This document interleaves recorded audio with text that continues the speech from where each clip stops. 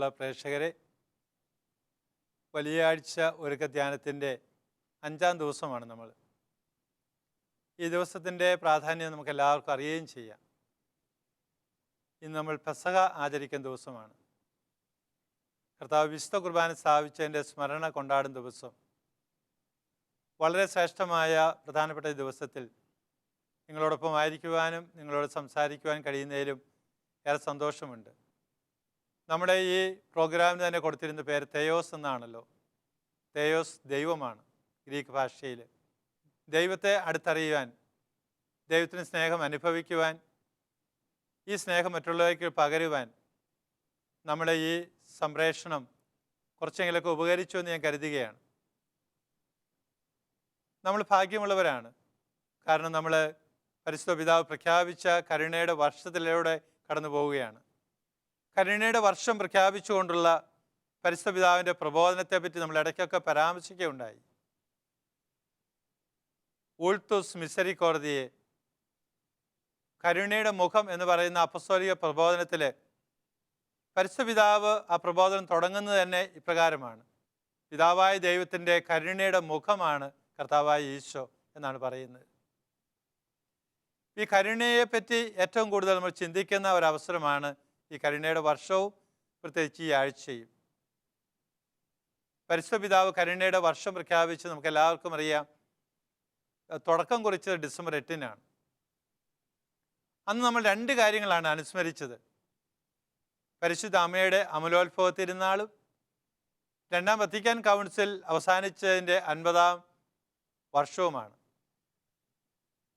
മനുഷ്യവംശത്തെ തെറ്റ് ചെയ്ത് തന്നിൽ നിന്ന് അകന്നുപോയ മനുഷ്യവംശത്തെ സ്വയമേ രക്ഷയ്ക്ക് വിട്ടുകൊടുക്കുവാൻ ആഗ്രഹിക്കാതെ ദൈവം തൻ്റെ കരുണയുടെ കരങ്ങൾ നീട്ടുവാൻ ആഗ്രഹിച്ചപ്പോൾ അതിനായി തിരഞ്ഞെടുത്തത് നസ്രത്തിലെ പരിശുദ്ധ അമ്മയാണ്.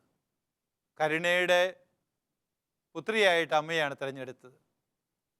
ഈ പരിശുദ്ധ അമ്മ ദൈവത്തിൻ്റെ പദ്ധതിയോട് ഏറ്റവും മനോഹരമായി സഹകരിച്ചതിൻ്റെ ഓർമ്മയാണല്ലോ അന്നേ ദിവസം നമ്മൾ അനുസ്മരിക്കുന്നത്.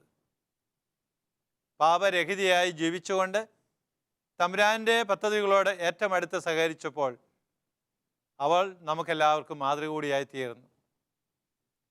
വത്തിക്കാൻ കൗൺസിൽ ആധുനിക സഭയെ സംബന്ധിച്ചിടത്തോളം ഒരു വലിയ സംഭവമായിരുന്നു. പരിശുദ്ധാത്മാവിൻ്റെ നിറവും തികവും അനുഭവിച്ച അവസരങ്ങളായിരുന്നു അത്. കൗൺസിൽ ഉദ്ഘാടനം ചെയ്തുകൊണ്ട് പരിശുദ്ധ ജോൺ 21-ാമൻ മാർപ്പാപ്പ പറഞ്ഞ കാര്യങ്ങൾ കരുണയുടെ വർഷം പ്രഖ്യാപിച്ചുകൊണ്ട് ചെയ്ത പ്രബോധനത്തിൽ പരിശുദ്ധ ഫ്രാൻസിസ് മാർപ്പാപ്പ എടുത്തു പറയുന്നുണ്ട്. ജോൺ 21-ാമൻ്റെ വാക്കുകൾ ഇതായിരുന്നു: ഇനി മുതൽ സഭയുടെ ഭാഷ ക്രോധത്തിൻ്റെ ഭാഷയായിരിക്കുകയില്ല, പിന്നെയോ സ്നേഹത്തിൻ്റെ ഭാഷയായിരിക്കും.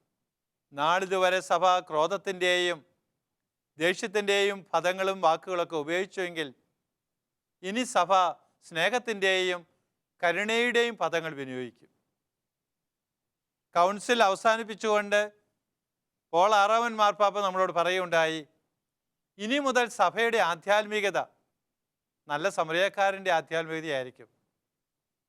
മുറിവേറ്റ് കടന്ന തൻ്റെ ശത്രുവായ യഹൂദനോട് കരുണ കാണിച്ച അവനെ ശുശ്രൂഷിക്കുക മാത്രമല്ല, അവനെ സത്രത്തിൽ കൊണ്ടുപോയി പരിചരിക്കുകയും അവന് വേണ്ട ശ്രദ്ധയെല്ലാം കൊടുക്കുവാൻ വേണ്ട ഏർപ്പാടുകൾ ചെയ്തപ്പോൾ അതൊരു പുതിയ ആധ്യാത്മികതയുടെ പാഠങ്ങൾ നമ്മളെ പഠിപ്പിക്കുകയായിരുന്നു. പരിശുദ്ധ പിതാവ് ഓർമ്മപ്പെടുത്തിയതാണ്, ഈ സമറിയക്കാരൻ്റെ ആധ്യാത്മികതയായിരിക്കും ഇനി മുതൽ നമ്മൾ സ്വീകരിക്കുക. ജോൺ പോൾ മാർപ്പാപ്പ കരുണയിൽ സമ്പന്നൻ എന്ന് പറയുന്ന അപ്പസ്തോലിക പ്രബോധനം പുറപ്പെടുവിച്ച കാര്യവും ഫ്രാൻസിസ് മാർപ്പാപ്പ ഓർമ്മപ്പെടുത്തുകയാണ്.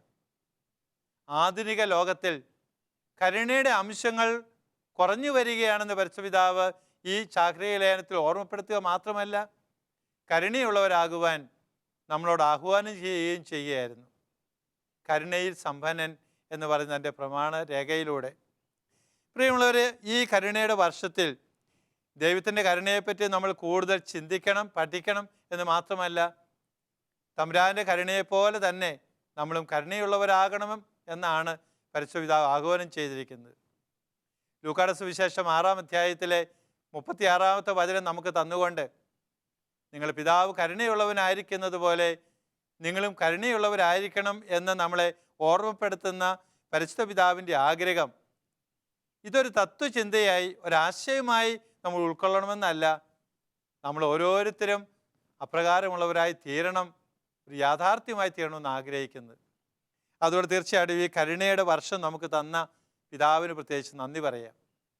ഇപ്രകാരം ഒരു വർഷം പ്രഖ്യാപിക്കുവാൻ പരിശുദ്ധ പിതാവിനെ ഓർമ്മപ്പെടുത്തിയ ആ ദൈവിക സ്നേഹത്തെ ഓർക്കാം, പരിശുദ്ധാത്മാവിനെ ഓർക്കുകയും നന്ദി പറയുകയും ചെയ്യാം. ഈ കരുണയുടെ വർഷത്തിലൂടെ കടന്നു പോകുവാൻ ഭാഗ്യം ലഭിച്ച നമ്മളും ഭാഗ്യപ്പെട്ടവരാണ്. ദൈവത്തിൻ്റെ കരുണയെപ്പറ്റി കൂടുതൽ ചിന്തിക്കാനുള്ള അവസരങ്ങളാണല്ലോ ഈ വലിയ ആഴ്ചയൊക്കെ നമുക്ക് തരുന്നത്.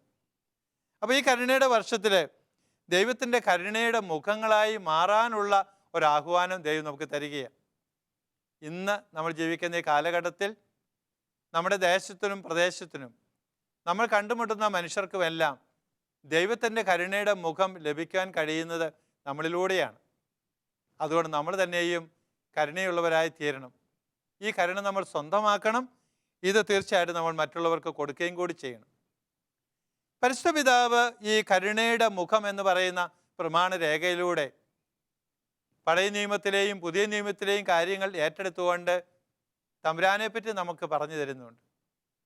പഴയ നിയമത്തിലെ ചില ഉദാഹരണങ്ങളിലൂടെ പരിശുദ്ധ പിതാവ് നമ്മുടെ മുമ്പിൽ അവതരിപ്പിക്കുന്ന ദൈവം കരുണാസമ്പന്നനായ ദൈവമായിട്ടാണ് ചിത്രീകരിക്കപ്പെട്ടിരിക്കുന്നത്. നമുക്കെല്ലാവർക്കും അറിയാം, മോശെ ഇസ്രായേൽക്കാരെ ഈജിപ്തിലെ അടിമത്തിൽ നിന്ന് മോചിപ്പിക്കാനായിട്ട് ദൈവം തിരഞ്ഞെടുത്തത്. എന്നിട്ട് മോശയ്ക്ക് തൻ്റെ സ്വഭാവം വെളിപ്പെടുത്തുന്ന ദൈവത്തെ നമുക്ക് കാണാൻ കഴിയും. മോശ പറയും, നീ എന്നെ തിരഞ്ഞെടുത്തു എന്നുള്ളത് ശരിയാണ്, എൻ്റെ ജനത്തിൻ്റെ പക്കൽ പോയി അവരുടെ ഇടയിൽ പ്രവർത്തിക്കാനും നീ എന്നെ നിയോഗിച്ചിരിക്കുക. പക്ഷേ ആ ജനം എന്നോട് ചോദിച്ചാൽ നീ ആരാണെന്നാണ് ഞാൻ പറഞ്ഞു കൊടുക്കേണ്ടത്. പുറപ്പാടിൻ്റെ പുസ്തകം 34-ാം അധ്യായത്തിലെ 6-ാമത്തെ തിരുവചനത്തിലൂടെ കർത്താവ് നമുക്ക് വ്യക്തമാക്കി തരികയാണ്, നീ ജനത്തോട് പറയണം ഞാൻ ആരാണെന്ന്. ഞാൻ ഇവിടെ പറയുകയാണ്, ഞാൻ ക്ഷമാശീലനും കരുണാസമ്പന്നനുമായ ദൈവമാണ്. ഞാൻ ക്ഷമാശീലനും കരുണാസമ്പന്നനുമായ ദൈവമാണ്. ഞാൻ കോപിക്കുന്നതിൽ വിമുഖനും സ്നേഹത്തിലും വിശ്വസ്തതയിലും അത്യുദാരനുമാണ്. ദൈവം തന്നെ പരിചയപ്പെടുത്തിയ അപ്രകാരമാണ്. ഞാൻ സ്നേഹസമ്പന്നനും കരുണാസമ്പന്നനുമായ ദൈവമാണ്. ഞാൻ കോപിക്കുന്നതിൽ വിമുഖനും സ്നേഹത്തിലും വിശ്വസ്തതയിലും അത്യുദാരനുമാണ്. വേദപുസ്തകം കരുണാസമ്പന്നനായ ഒരു ദൈവത്തിൻ്റെ ചിത്രമാണ് നമ്മുടെ മുമ്പിൽ അവതരിപ്പിക്കുന്നത്. 136-ാം സങ്കീർത്തനം നമുക്ക് എല്ലാവർക്കും പരിചിതമാണ്. പലവട്ടം നമ്മളത് പാടിയിട്ടുണ്ട്, ചൊല്ലിയിട്ടുണ്ട്, അത് ആവർത്തിച്ച് ചൊല്ലി പ്രാർത്ഥിച്ചിട്ടുണ്ട്. ദൈവത്തിൻ്റെ കരുണയെപ്പറ്റിയാണല്ലോ ആ തിരുവചനം പറയുന്നത്. ദൈവകരുണയുടെ പല്ലവികളാണ് ആ സങ്കീർത്തനം മുഴുവൻ നിറഞ്ഞു നിൽക്കുന്നത്. ആ സങ്കീർത്തനം ഈ ദിവസങ്ങളിൽ ആവർത്തിക്കുവാൻ കഴിഞ്ഞാൽ എത്രയോ ഭാഗ്യമുണ്ടാകും നമുക്ക്. ഇന്നും നാളെയുമൊക്കെ 136-ാം സങ്കീർത്തനം എടുത്ത് വായിക്കാൻ ഇടയാകട്ടെ എന്ന് ഞാൻ ആശംസിക്കുകയാണ്. അതങ്ങനെ ചെയ്യാൻ നിങ്ങൾക്ക് സാധിച്ചാൽ ദൈവത്തിൻ്റെ കരുണ അനുഭവിക്കാൻ കൂടി തീർച്ചയായിട്ടും നമുക്ക് കഴിയും. പുതിയ നിയമത്തിലേക്ക് വരുമ്പോൾ തൻ്റെ പുത്രനെ, ഏകജാതനെ ഈ ലോകത്തിലേക്ക് അയച്ചപ്പോൾ ദൈവത്തെ അതിന് പ്രേരിപ്പിച്ചത് അവിടുത്തെ അനന്തമായ കരുണയാണ്. മനുഷ്യവംശം തന്നിൽ നിന്ന് അകന്നുപോയി പാപത്തിന് അടിപ്പെട്ടപ്പോൾ ആ മനുഷ്യവംശത്തെ രക്ഷിക്കുവാനായി പിതാവായ ദൈവത്തിന് ഒരു മാർഗമേ ഉണ്ടായിരുന്നുള്ളൂ, തൻ്റെ പുത്രനെ ലോകത്തിലേക്ക് നൽകുക. അതിന് ദൈവത്തെ പ്രേരിപ്പിച്ചത് സ്നേഹമല്ലാതെ കരുണയല്ലാതെ മറ്റെന്താണ്? അങ്ങേയറ്റം നമ്മളോട് കരുണ കാണിക്കുകയാണ് ചെയ്തത്. ദൈവത്തിൻ്റെ സ്വഭാവം തന്നെ കരുണയാണ്. തന്നെ വെറുത്ത് തന്നിൽ നിന്ന് അകന്നുപോയ, തനിക്കെതിരായ പ്രവർത്തിച്ച മനുഷ്യരോട് ദൈവം കരുണ കാണിച്ചപ്പോൾ അത് ബലഹീനതയുടെ ഒരു പ്രകടനമായിരുന്നില്ല, പിന്നെയോ ദൈവത്തിൻ്റെ ശക്തിയുടെ പ്രകടനമായിരുന്നുവെന്നാണ് സഭ കണ്ട വലിയൊരു പണ്ഡിതനായ തോമസ് അക്യൂനാസ് നമ്മളെ പഠിപ്പിച്ചത്. കരുണ ദൈവത്തിൻ്റെ ശക്തിയുടെ പ്രകടനമാണ്, ബലഹീനതയുടെ പ്രകടനമല്ല. നമ്മളെ എതിർത്ത് നമുക്ക് നേരെ കോപിച്ച് കടന്നു വരുന്ന മനുഷ്യനോട് ക്ഷമിക്കുവാൻ നമുക്ക് കഴിയുമ്പോൾ, സ്നേഹപൂർവ്വം ഇടപെടുവാൻ കഴിയുമ്പോൾ, അത് നമ്മുടെ ബലഹീനതയുടെയല്ല, ബലത്തിൻ്റെ, ശക്തിയുടെ പ്രകടനമാണ്. ക്ഷമിക്കുവാനും വിട്ടുവീഴ്ച ചെയ്യുവാനും കരുണ കാണിക്കുവാനും കഴിയുന്ന മനുഷ്യർ ശക്തരായ മനുഷ്യരാണ്. അവരുടെ ആ ശക്തിയാണ് കരുണയിലൂടെ പ്രകടിപ്പിക്കുന്നത്. അപ്പോൾ ദൈവത്തിൻ്റെ കരുണയാണ് യേശുവിലൂടെ പ്രകടമായത്. അതുകൊണ്ടാണ് ദൈവം കരുണാസമ്പന്നനാണെന്ന് പൗലോസ്ലീഹായും എഫെസ്യർക്കുള്ള ലേഖനം 2-ാം അധ്യായത്തിലെ 4-ാമത്തെ വചനത്തിലൂടെ പ്രകടിപ്പിച്ചത്. ഈശോ പിതാവായ ദൈവത്തിൻ്റെ കരുണയുടെ മുഖമാണെന്ന കാര്യം ഓർക്കാം നമുക്ക്. പ്രിയമുള്ളവരെ, ഈശോയുടെ ജീവിതം മുഴുവൻ കരുണയുടെ ജീവിതമാണ്. അത് ആവർത്തിച്ച് പറയേണ്ട കാര്യമില്ല, നമുക്കെല്ലാവർക്കും അറിയാവുന്നതാണ്. ഈശോ പിതാവിൻ്റെ കരുണയുടെ മുഖമായിരുന്നത് പോലെ തന്നെ തൻ്റെ ജീവിതത്തിലൂടെ എല്ലാം ഈ കരുണയാണ് ഈശോ പ്രകടിപ്പിച്ചത്. ഈശോയുടെ പ്രബോധനങ്ങളെല്ലാം കരുണയുടെ പ്രബോധനങ്ങളായിരുന്നു. ഈശോ പ്രവർത്തിച്ച അത്ഭുതങ്ങൾ, എല്ലാ അത്ഭുതവും കരുണയുടെ പ്രതീകങ്ങളായിട്ടും പ്രകടനമായിട്ടും നമ്മുടെ മുമ്പിൽ നിൽക്കുന്നത്. മത്തായിയുടെ സുവിശേഷം നമ്മളോട് പറയുകയാണല്ലോ, 9-ാം അധ്യായം 36-37 വചനങ്ങൾ. ജനക്കൂട്ടത്തെ കണ്ടപ്പോൾ ഈശോയ്ക്ക് അവരുടെ മേൽ അനുകമ്പ തോന്നി. അനുകമ്പയോടുകൂടി ജനത്തെ നോക്കിക്കാണുന്ന ഈശോ, കാരണം അവരിടയനില്ലാത്ത ജനം പോലെയായിരുന്നു. പരിഭ്രാന്തരായിരുന്നു, നിസ്സഹായരായിരുന്നു. അവർക്ക് ഇടയന്മാരെ നൽകണമെന്ന് കർത്താവ് ആഗ്രഹിക്കുക. അതുകൊണ്ട് കർത്താവ് പറയുകയാണല്ലോ അവരോട്, വിളവധികം വേലക്കാരോ ചുരുക്കം, വിളവിൻ്റെ നാഥനോട് വേലക്കാരെ നൽകുവാൻ വേണ്ടി പ്രാർത്ഥിക്കണം. മത്തായിയുടെ സുവിശേഷം 15-ാം അധ്യായത്തിൽ തൻ്റെ വചനം കേൾക്കുവാൻ പ്രഭാതത്തിൽ വന്ന് പ്രദോഷം വരെ ഇരുന്ന മനുഷ്യനെ കണ്ടപ്പോൾ കർത്താവിന് അനുകമ്പ തോന്നിയ കാര്യം എടുത്തു പറയുന്നുണ്ട്. അപ്പസ്തോലന്മാരെ വിളിച്ച് അവർക്ക് ഭക്ഷണം നൽകണമെന്ന് പറയുകയും 5 അപ്പവും 2 മീനും വർദ്ധിപ്പിച്ച് അവരെ തീറ്റിപ്പോറ്റിയപ്പോൾ കർത്താവിൻ്റെ ആ വലിയ കരുണയാണ് അവിടെ പ്രകടമായത്. എത്രയും അനുകമ്പയോടുകൂടിയാണ് കർത്താവ് അത് ചെയ്തത്. അവരെ വീടുകളിൽ പറഞ്ഞു വിടാൻ ആഹ്വാനം ചെയ്ത അപ്പസ്തോലന്മാരോട് മറുപടിയായിട്ട് കർത്താവ് പറഞ്ഞത്, നിങ്ങൾ തന്നെ അവരെ തീറ്റിപ്പോറ്റണമെന്നാണ്. അനുകമ്പയോടുകൂടിയ പ്രവർത്തനം. നായിമിലെ വിധവയുടെ മകനെ ഉയർപ്പിച്ചപ്പോഴും, ബെത്സയിദാ കുളത്തിനരികെ കിടന്ന 38 വർഷമായ തളർവാദ രോഗിക്ക് സൗഖ്യം കൊടുത്തപ്പോഴും അതിലൂടെയെല്ലാം ഈശോയുടെ കരുണയല്ലേ പ്രകടമായത്. ദയയില്ലാത്ത ആ സേവകനെ ശിക്ഷിച്ചപ്പോഴും മത്തായിയുടെ സുവിശേഷം 18-ാം അധ്യായത്തിലും കർത്താവ് നമുക്ക് നൽകുന്ന പാഠം, നമ്മളും മറ്റുള്ളവരോടുള്ള ഇടപെടലുകളിലും വിധി പ്രസ്താവനകളിലും കരുണയോടുകൂടി പെരുമാറണമെന്നാണ്. ഒരു ഓർമ്മപ്പെടുത്തലും കർത്താവ് നമുക്ക് നൽകുന്നു. നിങ്ങളുടെ സഹോദരങ്ങളോട് നിങ്ങൾ ക്ഷമിക്കുന്നില്ലെങ്കിൽ സ്വർഗസ്നായ പിതാവ് നിങ്ങളോടും ക്ഷമിക്കുകയില്ല. ക്ഷമയോടും കരുണയോടും കൂടി വർത്തിക്കണമെന്നുള്ള ഒരു ഓർമ്മപ്പെടുത്തലല്ലേ കർത്താവ് നമുക്ക് തന്നത്. എത്ര പ്രാവശ്യം ഞാൻ ക്ഷമിക്കണം? 7 പ്രാവശ്യം മതിയോ എന്ന് പത്രോസ് ഈശോയോട് ചോദിച്ചപ്പോൾ ഈശോ കൊടുത്ത മറുപടി നമുക്കെല്ലാവർക്കും അറിയാം. 7 അല്ല 7 70 പ്രാവശ്യം നീ ക്ഷമിക്കണമെന്ന് പറഞ്ഞപ്പോൾ പൂർണ്ണമായും ഒരതിരുകളും വെക്കാതെ ക്ഷമിക്കണമെന്ന് പറയുമ്പോഴും കർത്താവിൻ്റെ സ്നേഹത്തിൻ്റെ ആ കരുണയുടെ ചിത്രമാണ് നമ്മുടെ മുമ്പിൽ വരുന്നത്. പ്രിയമുള്ളവരെ, കുരിശിലെ മരണം കർത്താവിൻ്റെ കരുണയുടെ പ്രകടനമല്ലേ? നാളെ നമ്മൾ ദുഃഖവെള്ളി ആചരിക്കുമ്പോൾ ക്രൂശിത രൂപം നമ്മെ ഓർമ്മപ്പെടുത്തുന്നത് ഇതിൽ പരം ഒരു ക്ഷമ, ഇതിൽ പരം ഒരു കരുണ കർത്താവിന് കാണിക്കാനില്ല എന്നല്ലേ പ്രകടമാക്കുന്നത്. പിതാവേ, ഇവർ ചെയ്യുന്നത് എന്താണെന്ന് ഇവർ അറിയുന്നില്ല, ഇവരോട് ക്ഷമിക്കണമേ എന്ന് പറഞ്ഞ് തന്നെ ഉപദ്രവിച്ചവരോട് ക്ഷമിച്ച ഈശോ നമ്മളോടും പറയുകയല്ലേ നമ്മളും ക്ഷമിക്കുവാൻ തയ്യാറാകണമെന്ന്. കർത്താവിൻ്റെ ഈ ആഹ്വാനം, കർത്താവിൻ്റെ ഈ പ്രവൃത്തി ഉൾക്കൊണ്ടുകൊണ്ട് ക്ഷമിക്കുവാൻ നമുക്ക് കഴിഞ്ഞിരുന്നെങ്കിൽ നമ്മൾ എത്രയോ ഭാഗ്യമുള്ളവരാകുമായിരുന്നു. തമ്പുരാൻ്റെ അനുകമ്പയും തമ്പുരാൻ്റെ സ്നേഹവും ഉൾക്കൊള്ളുന്ന വ്യക്തിത്വങ്ങളായി മാറുവാൻ നമുക്ക് കഴിയുമായിരുന്നു. പരിശുദ്ധ പിതാവ് ഈ കരുണയുടെ വർഷം പ്രഖ്യാപിച്ചപ്പോൾ ഇതൊക്കെ സ്വന്തമാക്കുവാൻ നമുക്ക് കഴിയണമെന്ന് കൂടി നമ്മളോട് പറയുകയാണ് ചെയ്യുന്നത്. കരുണ ദൈവത്തിൻ്റെ പ്രവൃത്തി മാത്രമായിട്ടല്ല, പിന്നെയോ ദൈവമക്കളാകുന്ന നമ്മളുടെ ആത്മീയത അളക്കാനുള്ള ഒരവസരം കൂടിയാണെന്നാണ് പരിശുദ്ധ പിതാവ് പറഞ്ഞിരിക്കുന്നത്.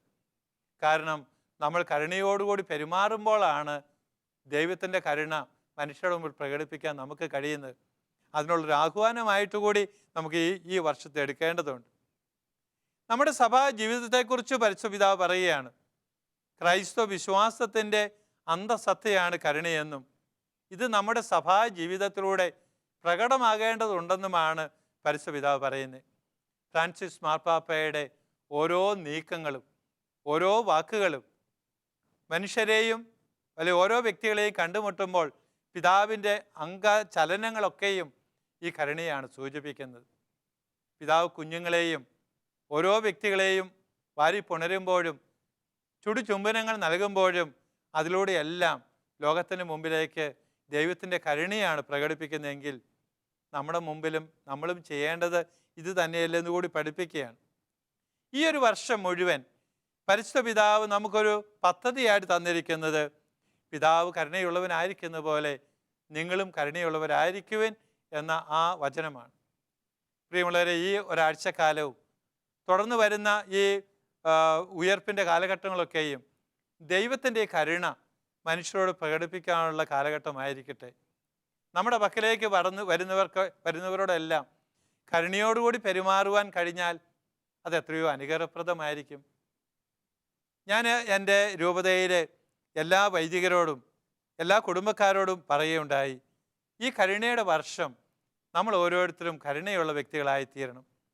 മാത്രമല്ല, നമ്മുടെ വീടുകളും നമ്മുടെ പള്ളിമുറികളും നമ്മുടെ കോൺവെൻറ്റുകളും നമ്മൾ ജോലി ചെയ്യുന്ന ഓരോ മേഖലകളും ഓഫീസുകളും കരുണയുടെ ഭവനങ്ങളായി മാറണം. അങ്ങോട്ട് കടന്നു വരുന്നവരെ സ്നേഹത്തോടെ സ്വീകരിക്കാൻ നമുക്ക് കഴിയണം.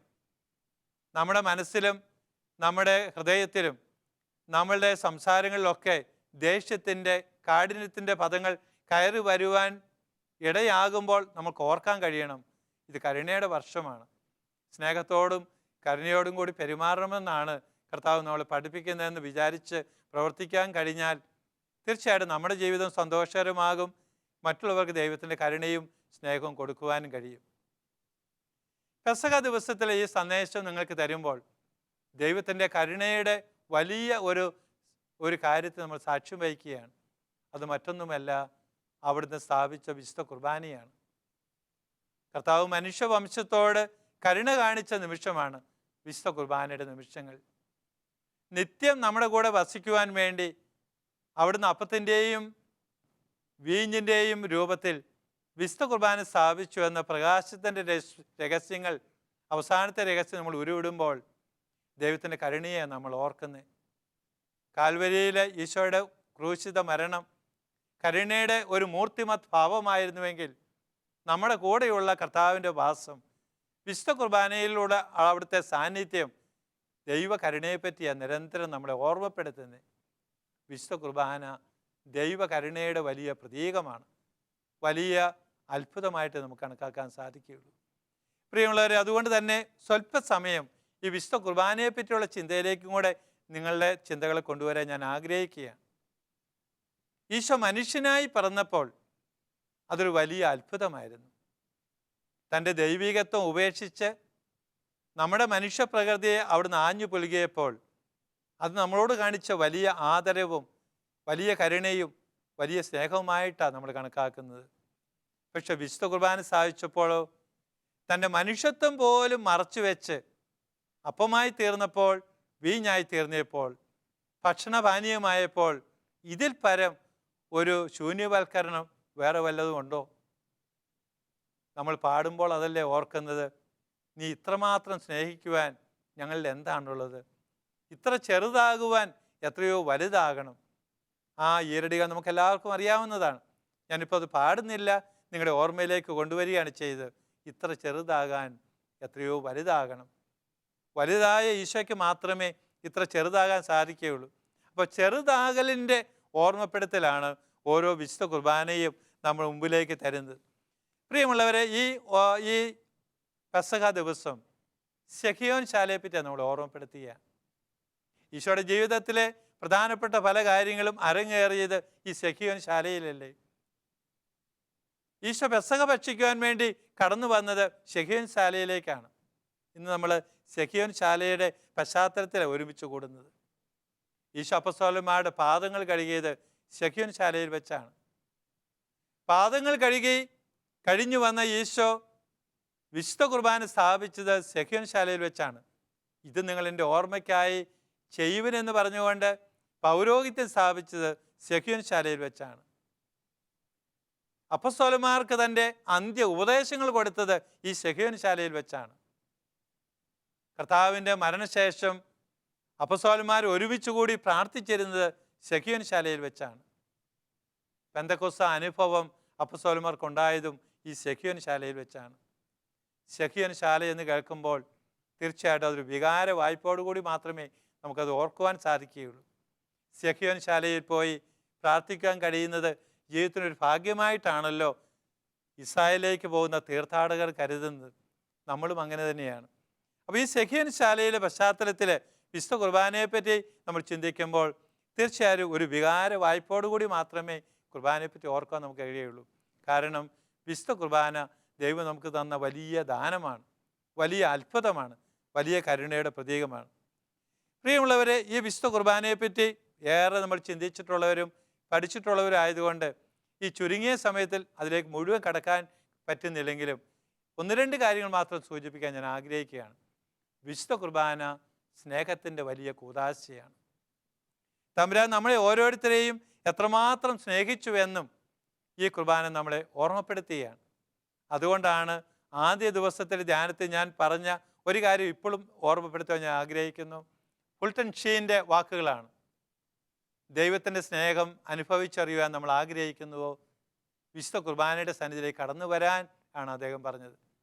വിശുദ്ധ കുർബാനയുടെ സന്നിധിയിൽ നമ്മൾ ചെലവഴിക്കുന്ന ധ്യാനാത്മകമായ ആരാധനയുടെ നിമിഷങ്ങളാണ് നമ്മുടെ ജീവിതത്തിലെ ഏറ്റവും ധന്യമായ നിമിഷം എന്ന് അദ്ദേഹം പറയുന്നുണ്ട്.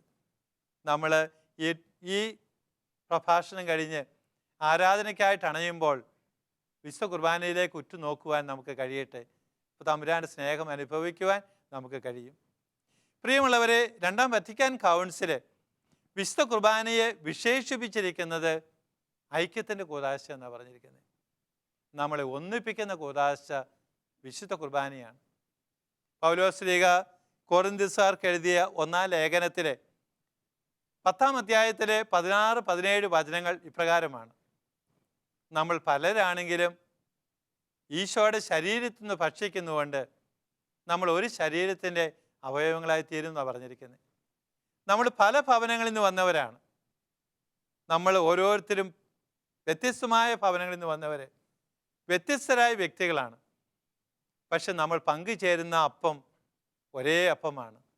നമ്മൾ ഭക്ഷിക്കുന്നത് കർത്താവിൻ്റെ ശരീരത്തെയാണ്. വേറെ വിധത്തിൽ പറഞ്ഞാൽ കർത്താവിനെ തന്നെയാണ് നമ്മൾ സ്വീകരിക്കുന്നത്. വിശുദ്ധ ജോൺ പോൾ മാർപ്പാപ്പ പറയുകയുണ്ടായി, ഈ അപ്പം യഥാർത്ഥത്തിൽ ഈശോ തന്നെയാണ്. ഈശോയെ തന്നെയാണ് നമ്മൾ സ്വീകരിക്കുന്നത്.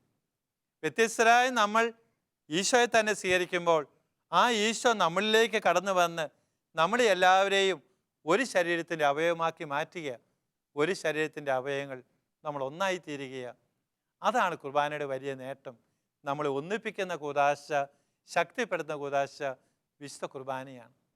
അപ്പോൾ നമ്മുടെ കുടുംബങ്ങളിൽ സ്നേഹമുണ്ടെങ്കിൽ, ഐക്യമുണ്ടെങ്കിൽ അതിൻ്റെ പ്രധാനപ്പെട്ട കാരണം ബലിയിൽ സമ്മതിക്കുന്നു, വിശുദ്ധ കുർബാന സ്വീകരിക്കുന്നു എന്നുള്ളതാണ്. നമ്മുടെ കുടുംബങ്ങളിലോ നമ്മുടെ സമൂഹങ്ങളിലോ നമ്മുടെ ഇടവകളിലോ ഐക്യത്തിന് കുറവുണ്ടെങ്കിൽ, കൂട്ടായ്മയ്ക്ക് കുറവുണ്ടെങ്കിൽ ചിന്തിക്കാം, ഈ ബലിയിൽ പങ്കെടുക്കാതിരിക്കുന്നതുകൊണ്ടും ഈ ബലി സ്വീകരിക്കാതിരിക്കുന്നതുകൊണ്ടുമാണ്. ഒപ്പം നമുക്കറിയാം, വിശുദ്ധ കുർബാനയെ പറ്റി പറയുമ്പോൾ കുഞ്ഞുനാൾ മുതലേ നമ്മൾ പഠിച്ച ഒരു കാര്യം ആവർത്തിക്കുകയാണ്. വിശുദ്ധ കുർബാന ബലിയുമാണ്, വിരുന്നുമാണ്. കർത്താവിൻ്റെ ബലിയാണ് വിശുദ്ധ കുർബാന. എബ്രായ ലേഖനത്തിൽ നമ്മൾ വായിക്കുന്നുണ്ടല്ലോ, ഒരിക്കൽ എന്നാൽ എന്നേക്കുമായി കർത്താവ് അർപ്പിച്ച ബലിയാണ് വിശുദ്ധ കുർബാന. ഈ വിശുദ്ധ കുർബാന കർത്താവ് ഒരിക്കൽ മാത്രമേ രക്തം ചിന്തി അർപ്പിച്ചിട്ടുള്ളൂ, തൻ്റെ ജീവൻ അർപ്പിച്ചത്. നമ്മളത് കൗദാശികമായി അടയാളങ്ങളിലൂടെ ഇപ്പോഴും കൊണ്ടാടുകയാണ് ചെയ്യുന്നത്. നമ്മൾ കുർബാനയിലെ 4-ാമത്തെ ഗേഹന്ത പ്രാർത്ഥനയിൽ പ്രാർത്ഥിക്കുന്ന പോലെ തന്നെ ഈ വിശുദ്ധ രഹസ്യങ്ങൾ നമ്മൾ അനുഷ്ഠിക്കുകയും ആവർത്തിക്കുകയും അനുസ്മരിക്കുകയുമാണ് ചെയ്യുന്നത്. പ്രിയമുള്ളവരെ, കർത്താവിൻ്റെ ബലിയിലാണ് ഓരോ കുർബാനയിലും നമ്മൾ പങ്കുചേരുന്നത്. കർത്താവിൻ്റെ ബലി എൻ്റെ ബലി നമ്മുടെ ബലിയായിത്തീരുന്ന എപ്പോഴാണ്? നമ്മൾ നമ്മുടെ ജീവിതത്തെ കർത്താവിൻ്റെ ബലിയിലേക്ക് ഏൽപ്പിച്ചു കൊടുക്കുമ്പോഴാണ്. അപ്പോൾ വിശുദ്ധ കുർബാനയ്ക്ക് വരുന്ന നമ്മൾ കാഴ്ചക്കാരല്ല, കേൾവിക്കാരുമല്ല. കാഴ്ചവെപ്പിൻ്റെ സമയത്തും തുടർന്നും നമ്മുടെ ജീവിതത്തെ അതിൻ്റെ സമ്പൂർണതയോടുകൂടി ആ അപ്പത്തിലേക്കും വീഞ്ഞിലേക്കും ചേർത്ത് വെക്കുമ്പോഴാണ് കർത്താവിൻ്റെ ബലി എൻ്റെ ബലിയായി തീരുന്നത്. പ്രിയമുള്ളവരെ, ഇന്ന് നമ്മൾ ബലിയിൽ പങ്കുചേരുമ്പോൾ, ഇനിയുള്ള ദിവസങ്ങളിൽ നമ്മൾ ബലിയിൽ പങ്കുചേരുമ്പോൾ നമ്മുടെ ജീവിതത്തെ കർത്താവിൻ്റെ ജീവിതത്തോട് ചേർത്ത് വയ്ക്കാം. അങ്ങനെ കർത്താവിൻ്റെ ബലി നമ്മുടെ ബലിയായി തീരട്ടെ. നമ്മുടെ ജീവിതങ്ങൾ തന്നെയും ബലിയായി തീരും. നമുക്കറിയാം, കർത്താവ് ഈ ബലി അർപ്പിച്ചുകൊണ്ട് തൻ്റെ ശരീരവും രക്തവും നമുക്ക് വിരുന്നൊരുക്കി തരികയാണ്. ഈ വിരുന്നിൽ പങ്കെടുക്കുമ്പോഴാണ് ബലി പൂർത്തിയാകുന്നത്. ഇപ്പോൾ നമുക്കറിയാം, പണ്ടത്തെ പോലെയല്ല. ഇന്ന് ബലി വരുന്ന ആളുകളൊക്കെ വിശുദ്ധ കുർബാന സ്വീകരിക്കുവാൻ തയ്യാറാകുന്നുണ്ട്. പക്ഷേ അത് നമ്മൾ വേണ്ടത്ര ഒരുക്കത്തോടും ഭക്തിയോടും കൂടിയാണ് ചെയ്യേണ്ടത്. അത് വെറുതെ ഒരു ഒരുക്കമില്ലാതെ ചെയ്യേണ്ടതല്ല, ഒരുക്കത്തോടുകൂടി ചെയ്യേണ്ടതാണ്. വിശുദ്ധ കൊച്ചുത്രേസ്യ പുണ്യവതി തൻ്റെ ജീവിതത്തിൽ പറയുന്നുണ്ടല്ലോ, കുർബാനയ്ക്ക് മുമ്പുള്ള 12 മണിക്കൂർ ഞാൻ കുർബാനയ്ക്ക് വേണ്ടി ഒരുങ്ങുന്നു. കാരണം പണ്ടൊക്കെ 12 മണിക്കൂർ ഉപവസിക്കണമായിരുന്നു. അതുകൊണ്ട് അങ്ങനെ ഒരുങ്ങിയിരുന്നത്. കുർബാനയ്ക്ക് ശേഷമുള്ള 12 മണിക്കൂർ ഞാൻ ഈശോയ്ക്ക് നന്ദി പറയുകയും ഒപ്പം ഒരുങ്ങുകയുമാണ്. അപ്പോൾ നമ്മുടെ ജീവിതവും ഇങ്ങനെയായിരിക്കട്ടെ. കർത്താവ് നമുക്ക് തരുന്ന ഈ വിശുദ്ധ കുർബാനയെ സമീപിക്കുമ്പോൾ കർത്താവ് നമുക്ക് വേണ്ടി ഒരുക്കിയിരിക്കുന്ന വിരുന്നാണെന്ന ചിന്തയോടെ അത് പങ്കെടുക്കണം. ബലിയിൽ പങ്കെടുക്കുന്നു, വിരുന്നിൽ പങ്കെടുത്ത് ബലിയായി തീരാനും വിരുന്ന് ആസ്വദിച്ചുകൊണ്ട് ദൈവമക്കളായി തീരുവാനും നമുക്ക് കഴിയണം. പ്രിയമുള്ളവരെ, നമുക്കറിയാം, വിശുദ്ധ കുർബാന സ്വർഗത്തിൽ നമ്മൾ അനുഭവിക്കാൻ പോകുന്ന ആ അനുഭവത്തിൻ്റെ ഒരു മുൻ ആസ്വാദനമായിട്ടാണ് സഭാപിതാക്കന്മാർ വിശുദ്ധ കുർബാനയെ കരുതിയിരുന്നത്. ഓരോ കുർബാനയിലും നമ്മൾ പങ്കെടുത്ത് ഈശോയുടെ ശരീരവും രക്തവും ഈശോയെ തന്നെ സ്വീകരിക്കുമ്പോൾ സ്വർഗത്തിൽ നമ്മൾ മുഖത്തോട് മുഖം കാണുന്ന ഈശോയുടെ ഒരു മുൻ അനുഭവം. പൗലോസ്യ കൊറിന്ത്യസാർക്കുള്ള 1-ാമത്തെ ലേഖനത്തിലെ 13-ാം അധ്യായത്തിൽ അത് പറയുന്നുണ്ട്. ഇപ്പോൾ നമ്മൾ കണ്ണാടിയിലൂടെ എന്നവണ്ണം കാണുന്നു, അപ്പോഴാകട്ടെ മുഖാമുഖം കാണുകയാണ് ചെയ്യുന്നത്. സ്വർഗത്തിൽ നമ്മൾ ചെല്ലുമ്പോൾ സ്വർഗത്തിൻ്റെ ആനന്ദം എന്താണ്? ഈശോയെ കണ്ടുമുട്ടുന്നു എന്നുള്ള ആനന്ദമാണ്. അതാ സ്വർഗത്തിൻ്റെ ആനന്ദം. നരകത്തിൻ്റെ ദുഃഖം എന്താണ്? അവിടെ തേളുണ്ട്, പഴുതാരയുണ്ട്, സർപ്പമുണ്ട്, തീയുണ്ട്, ഗന്ധകമുണ്ട്. അതൊന്നുമല്ല. അതുകൊണ്ടൊന്നും പേടിച്ചാരും അങ്ങോട്ട് പോകാതിരിക്കുകയും വേണ്ട. അതിൻ്റെ ദുഃഖം എന്തെന്ന് വെച്ചാൽ ദൈവത്തെ കാണാൻ പറ്റുകയില്ല. ദൈവം എന്നേക്കുമായി നഷ്ടപ്പെടുന്നു. അതാ നരകത്തിൻ്റെ ദുഃഖം. സ്വർഗത്തിൻ്റെ ആനന്ദം തമ്പുരാനെ കണ്ടുമുട്ടുന്നു, നേർക്കുനേർ, കണ്ണോട് കണ്ണ് കാണാം, തൊട്ടടുത്തിരിക്കാം, അനുഭവിക്കാം, സ്തുതിച്ചുകൊണ്ടിരിക്കാം എന്നാണെങ്കിൽ വിശുദ്ധ കുർബാനയിൽ അതേ കർത്താവ് നമ്മുടെ ഉള്ളിലേക്ക് വരുമ്പോൾ വരാൻ പോകുന്ന ആ സ്വർഗത്തിൻ്റെ മുൻ അനുഭവമായിട്ടാണ് കുർബാനയെ കാണുന്നത്. ആ ഒരു ചിന്തയോടുകൂടി ബലിയിൽ പങ്കെടുക്കാനും വിശുദ്ധ കുർബാന സ്വീകരിക്കാനും കഴിയുമ്പോൾ എത്രയോ അർത്ഥവത്തായിത്തീരും വിശുദ്ധ കുർബാന. നമുക്കത് ഉപേക്ഷിക്കാൻ പറ്റത്തില്ലല്ലോ. പ്രിയമുള്ളവർ, വിശുദ്ധ കുർബാന നമ്മുടെ ജീവിതത്തിൻ്റെ കേന്ദ്രമായിട്ടാണ് സഭ അവതരിപ്പിക്കുന്നത്. മറ്റെല്ലാ കൂദാശകളും വിശുദ്ധ കുർബാനയിലേക്ക് ചാഞ്ഞിരിക്കുന്നു എന്നാണ് തോമസ് അക്വീനാസ് പഠിപ്പിച്ചിരിക്കുന്നത്. കുർബാനയാണ് കേന്ദ്രം. നമ്മുടെ ജീവിതത്തിലെ പ്രധാനപ്പെട്ട ഏത് സംഭവം നടന്നാലും കുർബാനയോടുകൂടിയല്ലേ നടത്തുന്നത്. ഒരു കുഞ്ഞിന് മാമോദിസ കൊടുക്കാൻ വന്നാൽ കുർബാനയോടുകൂടിയാണ്. തൈലാഭിഷേകം കൊടുക്കാൻ വന്നാൽ കുർബാനയോടുകൂടിയാണ് നടക്കുന്നത്. ഒരു വിവാഹം നടക്കുന്നെങ്കിൽ അത് കുർബാനയോടുകൂടിയാണ് നടക്കുന്നത്. ഒരു ജൂബിലി ആഘോഷം നടക്കുന്നെങ്കിൽ അത് കുർബാനയോടുകൂടിയാണ്. പട്ടം നൽകിയ ശുശ്രൂഷ കൊടുക്കുന്നെങ്കിൽ അത് കഴിഞ്ഞാൽ ഉടനെ കുർബാനയാണ്. എല്ലാം കുർബാനയെ കേന്ദ്രീകരിച്ചാൽ അവസാനം നമ്മൾ മരിച്ച് നമ്മളെ അടക്കം ചെയ്യാൻ കൊണ്ടുവന്ന് നമ്മളെ കിടത്തുന്നു കുർബാനയുടെ മുമ്പിലേക്ക് നോക്കിക്കൊണ്ടാണ്. അപ്പം നമ്മുടെ ജീവിതം മുഴുവൻ ഇങ്ങനെ കുർബാനയെ കേന്ദ്രീകരിച്ചുള്ള ജീവിതമാണ്. നമ്മുടെ ജീവിതത്തിൻ്റെ കേന്ദ്രം തന്നെ വിശുദ്ധ കുർബാനയാണ്, തമ്പുരാൻ്റെ കരുണ പ്രകടമായത്. അപ്പോൾ ഈ കുർബാനയിൽ നമ്മൾ പങ്കെടുക്കുമ്പോൾ ദൈവം നമ്മളോട് കാണിക്കുന്ന ആ സ്നേഹത്തെപ്പറ്റിയും കരുണയെപ്പറ്റിയും കൂടി പ്രത്യേകിച്ച് നമുക്ക് ഓർമ്മയുണ്ടാകണം. അതാണ് ചിന്തിക്കേണ്ടത്. പരിശുദ്ധ ജോൺ പോൾ മാർപ്പാപ്പ വിശുദ്ധ കുർബാനയും സഭയും എന്ന് പറയുന്ന തൻ്റെ അപ്പസ്തോല പ്രബോധനത്തിൽ എമ്മാവുസയ്ക്ക് പോയ അപ്പസ്തോലന്മാരുടെ അനുഭവം പറഞ്ഞുകൊണ്ട് നമ്മളെ പഠിപ്പിച്ചെന്താണ്? വിശുദ്ധ കുർബാന പ്രകാശത്തിൻ്റെയും വിശ്വാസത്തിൻ്റെയും വലിയ രഹസ്യം എന്നാണ് പറഞ്ഞത്. എമ്മാവുസിലേക്ക് പോയ അപ്പസ്തോലന്മാർ എമ്മാവുസ് ചെന്ന് കഴിഞ്ഞപ്പോൾ കർത്താവിനെ ക്ഷണിച്ചു. കർത്താവെ, ഇന്ന് ഞങ്ങളുടെ കൂടെ വസിക്കണം. അത് കേൾക്കാൻ കാതോർത്തിരിക്കുകയായിരുന്നു ഈശോ. അവരുടെ കൂടെ വസിക്കാൻ കയറി. പ്രിയമുള്ളവരെ, ഇന്ന് ഈ ദിവസങ്ങൾ നമുക്ക് ഈശോയോട് പറയണം, ഈശോയെ നീ ഞങ്ങളുടെ വീട്ടിലേക്ക് വരണം, നീ എൻ്റെ കൂടെ വരണം, എൻ്റെ കൂടെ വസിക്കാനായിട്ട്. നമ്മൾ ക്ഷണിച്ചാൽ അന്നെന്ന പോലെ തന്നെ ഈശോ ഇന്നും നമ്മുടെ ജീവിതത്തിലേക്ക് വരും. അവരുടെ കൂടെ ഈശോ ചെന്നു, അവർ ഈശോയ്ക്ക് വേണ്ടി അത്താഴം ഒരുക്കിയെന്ന് പറയുക. പ്രത്യേകിച്ചൊന്നും ഒരുക്കിയതിലായിരിക്കും. അവരുടെ കൂടെ കരുതി തരുന്ന അവരുടെ സഞ്ചിയിലുണ്ടായിരുന്ന അപ്പവും മീനും ഒക്കെ അവരെടുത്തു വെച്ച് കാണും, ചൂടാക്കി കാണും. ഭക്ഷിക്കാനിരുന്നപ്പോൾ ഈശോ എന്ത് ചെയ്തെന്നാണ് പറഞ്ഞത്? അപ്പം എടുത്ത് വാഴ്ത്തി അവർക്ക് കൊടുത്തെന്നാണ് പറഞ്ഞത്. ഞാൻ വിചാരിക്കുകയാണ് അതൊരു രണ്ടാമത്തെ കുർബാനയായിരുന്നു, ഒരു രണ്ടാമത്തെ കുർബാനയർപ്പണമായിരുന്നു. അതിൽ പങ്കെടുത്ത അവരുടെ കണ്ണുകൾ തുറന്നു, അവർ ഈശോയെ തിരിച്ചറിഞ്ഞു. ഈശോ ആ സമയം അപ്രത്യക്ഷനായെങ്കിലും കണ്ണുകൾ തുറക്കുന്ന അനുഭവം, വിശ്വാസത്തെ കൊണ്ടുവരുന്ന അനുഭവം, അത് ഓരോ കുർബാനയിലും നമ്മൾ പങ്കുചേരുമ്പോൾ കർത്താവ് നമ്മുടെ കണ്ണുകളെ തുറക്കുക, നമ്മുടെ കണ്ണുകൾക്ക് പ്രകാശം പകരുക, ഈശോയെ തിരിച്ചറിയാനായിട്ട് നമ്മുടെ വിശ്വാസത്തെ വർദ്ധിപ്പിക്കുക. അതാ പരിശുദ്ധ പിതാവ് പറഞ്ഞത്. അപ്പോൾ ഈ കുർബാനയാകുന്ന വലിയ ദാനത്തെ നമുക്ക് ഓർക്കാം. ഇത് തന്ന കർത്താവിനെ ഈശോ നമുക്ക് അനുസ്മരിക്കാം. ഈ പെസഹയുടെ ദിവസത്തിൽ നമ്മൾ ബലിയിൽ പങ്കെടുത്തെങ്കിൽ കർത്താവിന് നന്ദി പറയാം.